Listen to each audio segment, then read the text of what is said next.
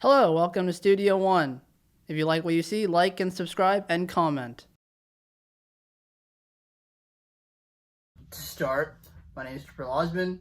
This platform is called Studio One.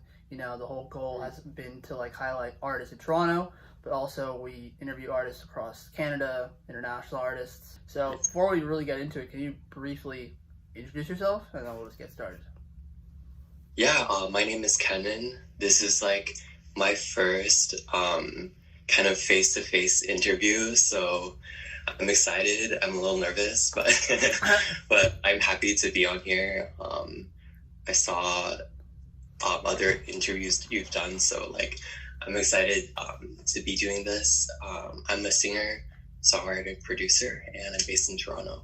Yeah, on that note, yeah, a lot of artists, especially Toronto artists, actually, even an artist I interviewed, Baby Queen, who's based out in London. It's like her first video interview.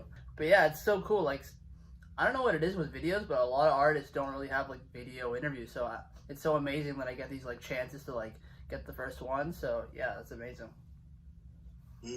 But before we get into music, how have you been doing? With COVID and quarantine, how has it affected you mentally, but also with music wise? How has it been to work around this time?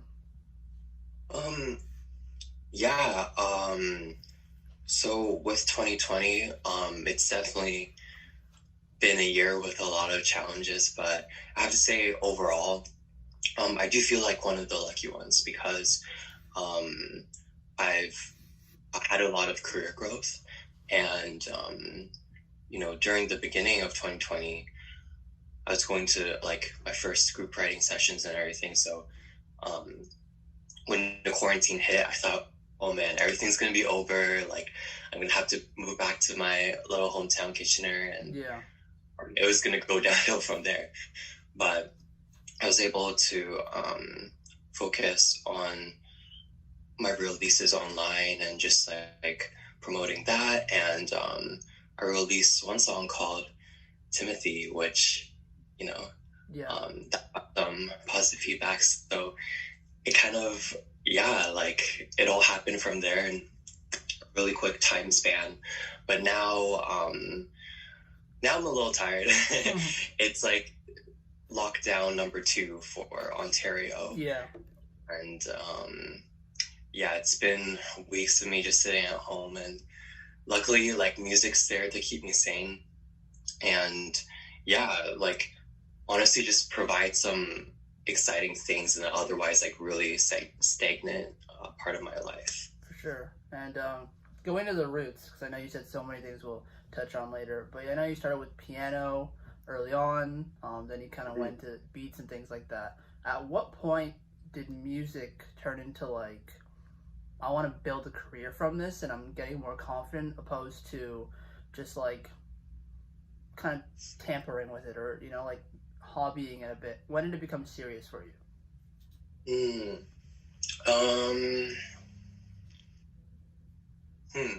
I think around during high school, because before that time, I had actually always wanted to be an architect growing up as a kid, because I like visual arts, but I wasn't good at the math side of it, the math and science side of it.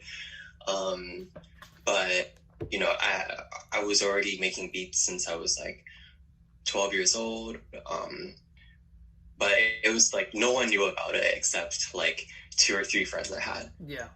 Until maybe grade 11, or maybe grade 10 in high school.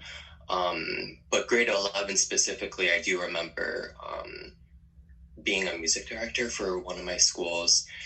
Is kind of a talent show thing. Yeah. But that was my first experience kind of encountering music in real life and actually realizing there's a community of musicians out here. And I don't know, that was a really kind of exciting moment for me. So I think seeing that kind of encouraged me to pursue music. And maybe another big decision I had was deciding to go audition for Berkeley. I think like as a high schooler, like deciding to audition for music school is like kind of the moment where you decide like, Yeah. hey, this is what I'm gonna go for in my career. Yeah. And, you know, with the piano and making beats like that, when did you feel confident, you know, putting your own vocals on your music? You know, when it comes to, you know, your voice and things like that, was there a specific song where you felt like I feel comfortable enough? Or like, you know, at what point do you feel like you started finding yourself? Because I know when it comes to like music, whether it's, you know, songwriting that's personal towards you or, you know, finding your voice early on, you know, what was it like building those blocks for yourself? Yeah, so with singing, it's not something I've always done. I've done producing for much longer, but yeah, and I thought I was gonna like go into producer career and all that, but it was 2019 where I decided, yeah, I wanted to just give it a shot because I found that by that point, you know, I was producing everything. I was um, releasing that as like songs with featured vocalists, but I still like wrote the demos to, you know, hand to those featured singers. So and I was like making these lyric videos, you know, taking all these photos, and you know, I was really involved in all the aspects. But I think um, I realized like to be the singer, I could kind of like be the face of that and show that, hey, this is like really personal to me because like I do everything sort of thing. And like, Yeah. I think that'll help me like connect to the audience more. Um, and yeah, so in 2019 is when I decided like I'll start giving it a shot. So I made like a bunch of demos, and I was just like trying to find my voice and trying all these different styles of music. I even like experimented with hyperpop stuff. I Yeah. have a whole like EP of stuff that's never gonna see the light of day. But yeah, I think like slowly, even to this day, I'm finding my sound, but I'm getting closer. So I'm excited, you know, for the future projects, and I think my voice will become stronger through time because I think that's still not my strength at the moment, but you know, I take vocal lessons and everything, so Yeah, for sure. yeah. And good segue too, you know, with this genreless era we're in and things like that. You know, looking back, you know, when we grew up and looking at music then, you know, looking at music now, do you feel better suited to make music in this era opposed to back in the day in terms of how it's been? Because right now, like hyperpop, they kind of just placed a name onto that type of music, but you know, it's very fluid, very genreless, and things like that. For your music now, you know, in an interesting point, do you think what you're doing now is better suited for now because you got to experiment, or do you think you could have fit maybe in the 2000s? Mm, yeah, that's a really interesting thing to think about, actually. Um, hmm, I think um, when it comes to like different time periods, I think each sort of like era has its own sound, and even just like I think culture affects it too. Yeah, Like people's tastes, they're constantly evolving, and I think as an artist, you kind of have to hmm, um, as an artist, it's about like finding what you like, and I think in a little bit of everything, and like combining that together, all those inspirations together to make your own art. I think like is a really important skill to have, and I think that could be maybe a reasoning behind like um, the kind of like genreless um, music style. yeah, Yeah, just like because I think it's really like cool and artistic, and maybe people are like really engaging with that as well. But regarding kind of like different styles between today and now, and like whether my music would fit, I think I'm pretty like I would be decent at adapting, maybe I'd say, just from I think my personal experience of like making music in different styles. Yeah. And like well, at the end of the day, I just like make what I like, Exactly. like what my taste is at. But I think also like, you know, I want to have a career. So it's like if this was 2010, yes, you know, maybe I would be making like, you know, because I remember back in the day it was like Max Martin, yeah, Lore Pop, you know.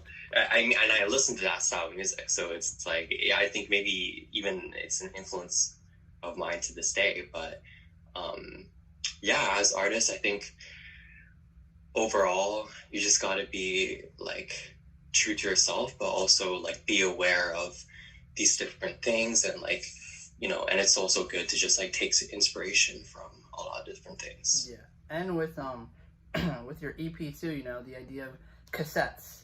You know, that's a old time thing that, you know, people did. Why would you want to put that concept in the cassettes idea? I know you've done it for a few of your releases. How did that come into fruition?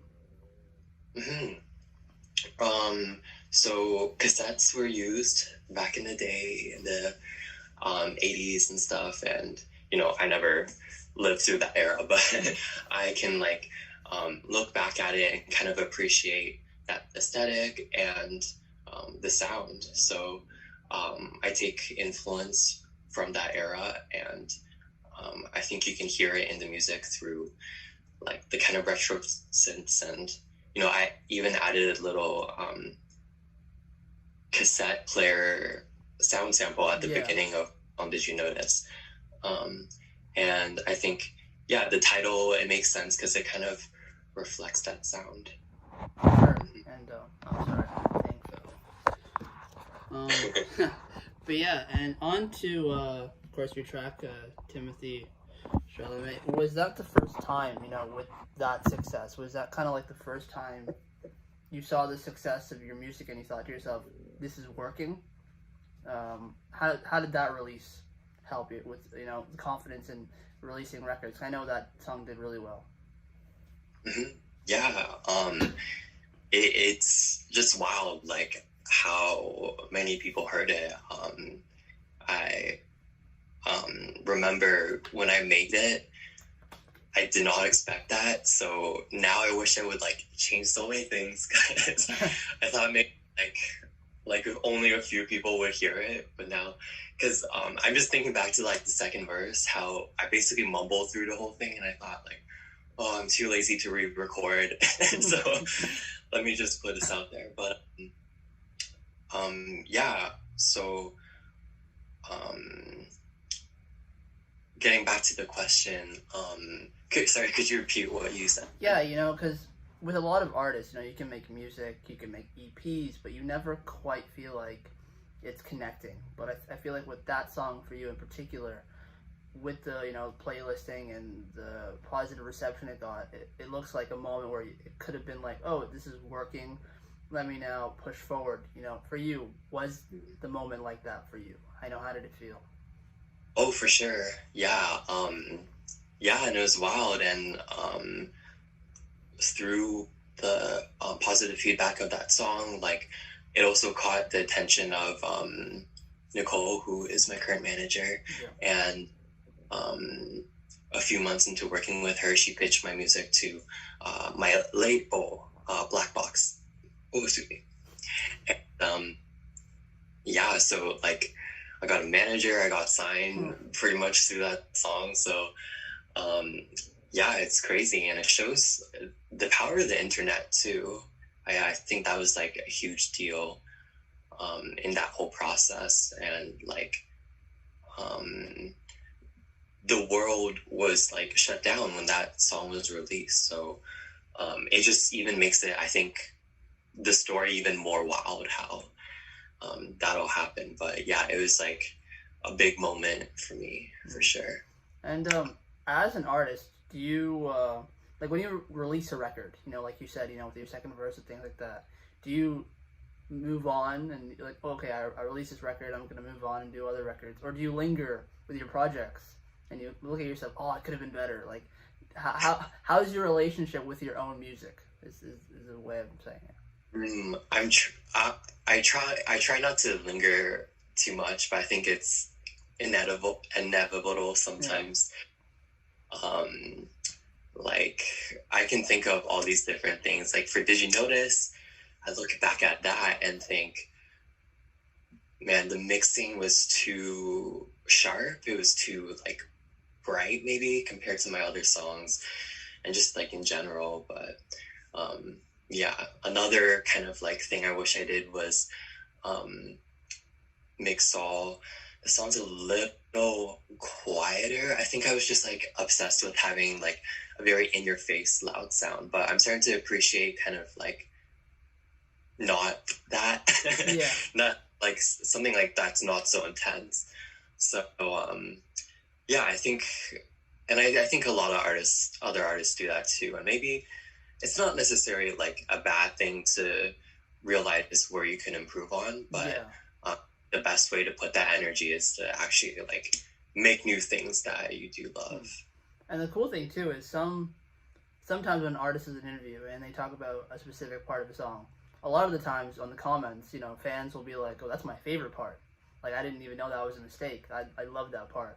So it's kind of like an interesting, you know, way of putting it, you know, even with like records, like The Weeknd, for instance, with Kissland. A lot of people didn't really tend to like that, but a lot of people consider it their favorite album.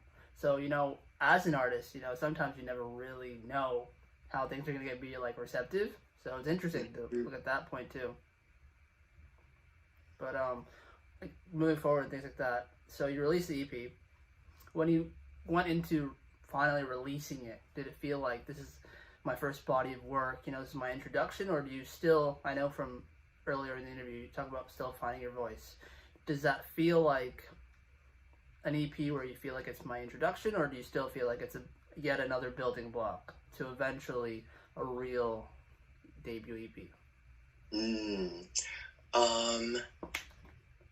I do think it's still like an introduction. I think like even though I'm saying all these things like that could have changed, I think at the end of the day, like in that moment, like in time, it kind of reflects who I was. And like I think at the end of the day, like we all evolve over time, and I think it's fine that that'll happen, and maybe my sound will change. And once I, you know, think I really have it nailed down, maybe it'll like change again. So yeah, so I think for me, yeah, I will like accept the EP how it is. Like I'm really proud of it. I think it's a really kind of interesting combination of pop, but also kind of like the indie side of it, the bedroom pop side of it, but still also with like these electronic sounds, because like I'm a producer. So I think it's a kind of unique perspective, and yeah. And you know, getting near the end of the interview and things like that, in a time where, you know, it's COVID and quarantine, and you know, artists are using the internet more, so do you feel any bit of pressure to, you know, be on the internet and be active?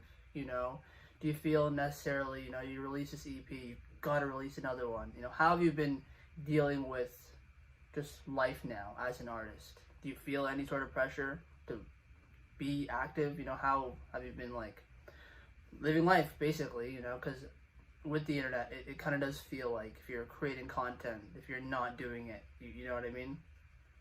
Mm-hmm.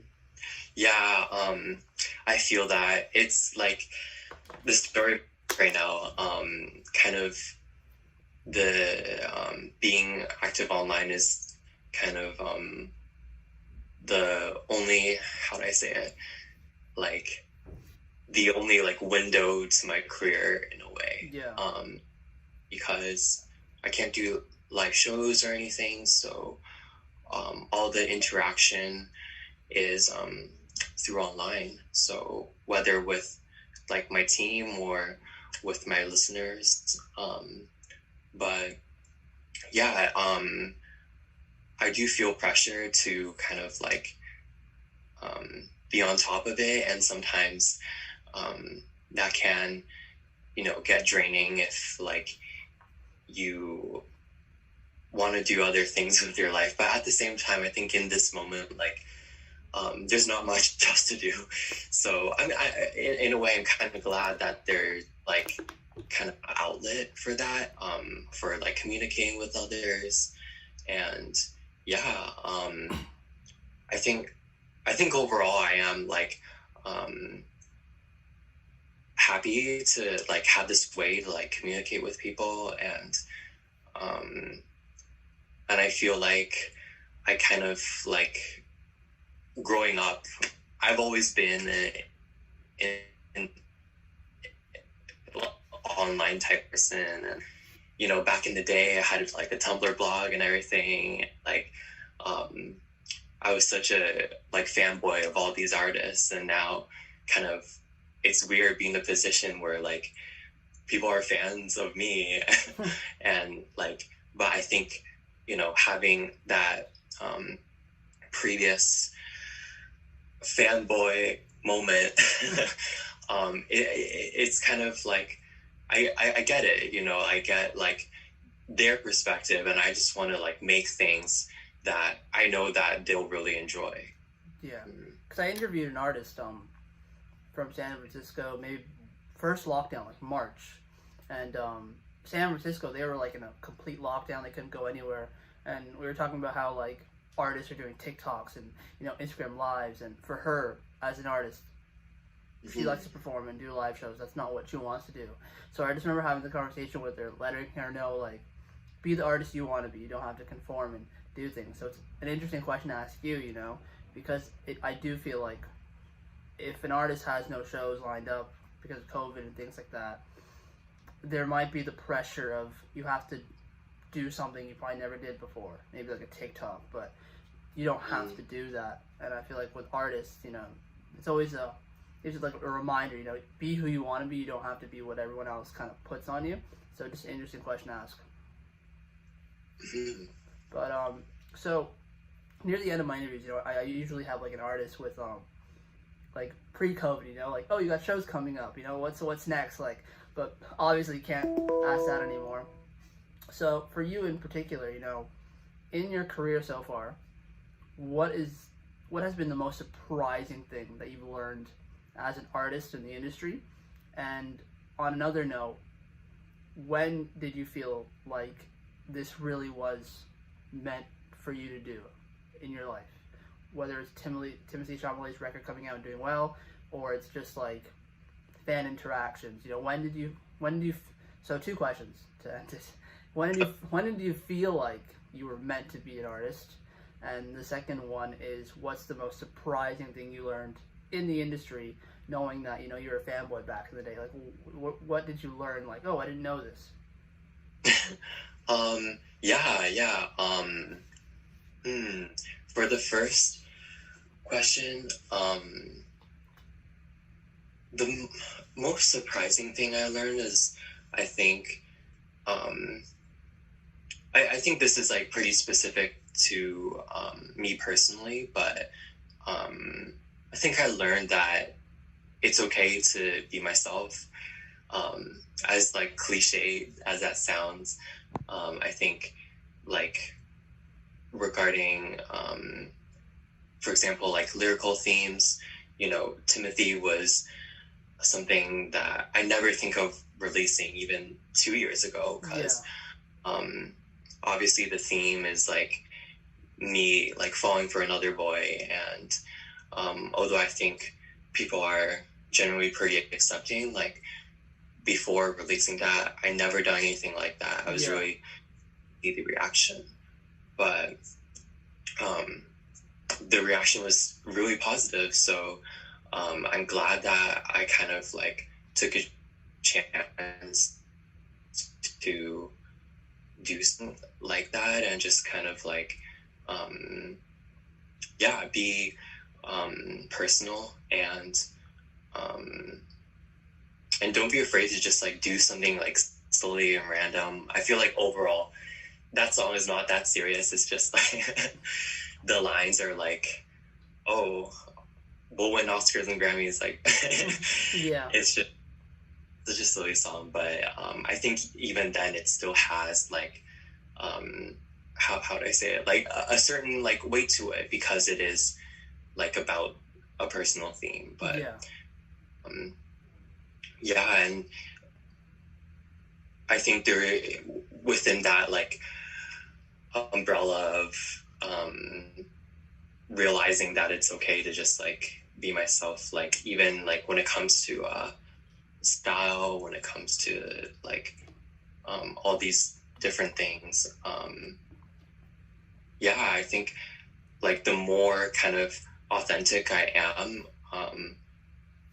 like the kind of better people react. And it's you'd think that you'd have to kind of put on a character to appeal to everyone, but in reality it's like, you know, not everybody has to like you. If you're yourself, then you're gonna attract the people who like really like that. And so I think it's important for artists to be authentic, and I'm trying to like still learn that to this day, because for so many years I've just like, I tried to, you know, because I grew up in the era of like the era of Instagram and like the birth of that kind of era. I saw it as it grew, and I saw as like people tried to kind of like be a mini influencer and like take the perfect photo, and I totally like fell for that, I think, at one point. But I'm learning that, you know, I can just be myself. And that's one like really big thing I learned. Regarding the moment I think I found that music was really working, I think seeing the positive response to Timothy was also a moment when I realized that. But there's lots of, I think, little milestones like obviously numbers aren't everything, but I think when you see your first 100,000, when you see your first 500,000, then it's a really special moment. For sure. So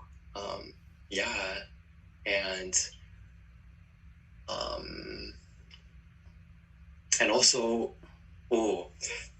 meeting like the people you look up to. I don't know if I'm supposed to say this, but like I just had a writing session with Tiffany Day, so which is crazy. You know, I have to thank my manager for getting that opportunity. But it was so funny. I remember saying to her like, oh, like I've been really digging like Tiffany's Day stuff recently. I feel like her style is like really like fun and kind of like combines indie and pop in a cool way. And she's like, okay, I'll contact her manager. And then she did that, and then we wrote together. Yeah, so. No, it's amazing. And it's amazing that, you know, the moment where you felt like you stepped out of your comfort zone, you know, with, you know, the song Timothy, you know, that's when it all connected at the end. That's amazing too, you know. And, you know, just on that note too, you know, I interviewed, I don't know when anymore, COVID years, you don't even know what's going on anymore. I interviewed King Princess a couple of years back. And for her especially, you know, she felt like when she finally became herself, that's when her music started connecting, and when she felt confident enough to release records. So, you know, it's amazingly, you know, I remember, you know, you two share like a similar sentiment with that, you know, feeling like I'm going to step out of my comfort zone. I'm not sure if I should, but and then it connects. So it's amazing to hear, you know, stories like that are very similar. Yeah, that's exactly what it was. For sure. And again, man, this conversation I feel like could have gone forever and ever. It was really great. Glad I got your first, you know, video interview. You know, put that off the bucket list. Thanks so much for taking the time. Congrats on releasing the EP. I know you have a video coming out too, right? I think tomorrow. Yeah. Yes. Yeah. On a final note, talk about, you know, the video that's going to be releasing. Yeah, sure. So the song is called 12365 for me. So 365 is like the calendar year. So I thought it'd be fun to make the concept be like there's a scene from each season. So we did not have to wait an entire year to make it. We, you know, had some movie magic in the process. Most of it was done actually within 1 month. I think that just goes to show how crazy Canadian weather is. Yeah. Because it was like snowing 1 week and then all of it melted and it was going to rain, and that's when we shot spring, and then all of a sudden it was 20 degrees. We shot the summer scene then. Canada. The winter scene was the only scene where we had to like wait another month, and then we had proper snow, and then we filmed that. Perfect. But it was super fun to do. I shot it with a good friend of mine from high school. His name is MK. Yeah, he shot it, I edited it, and yeah, I'm excited for it to be out. Amazing. Again, man, thanks so much for taking the time out. You know, I'm sure when things get back to normal, I'll see you live at a show. Till then, man, you know, keep at it. Yeah. Keep doing what you're doing. It's great. Again, congrats on the EP. For sure. Thank you for having me on here. And, you know, this is, like I said, this is like another milestone for me, actually. First face-to-face interview. And, yeah, thanks again for having me on. And please edit out the part where I was choking on water. 100%. 100%. Thanks again, man. Have a great rest of the day. Awesome. Thank you. You too. Good. Bye. Studio One.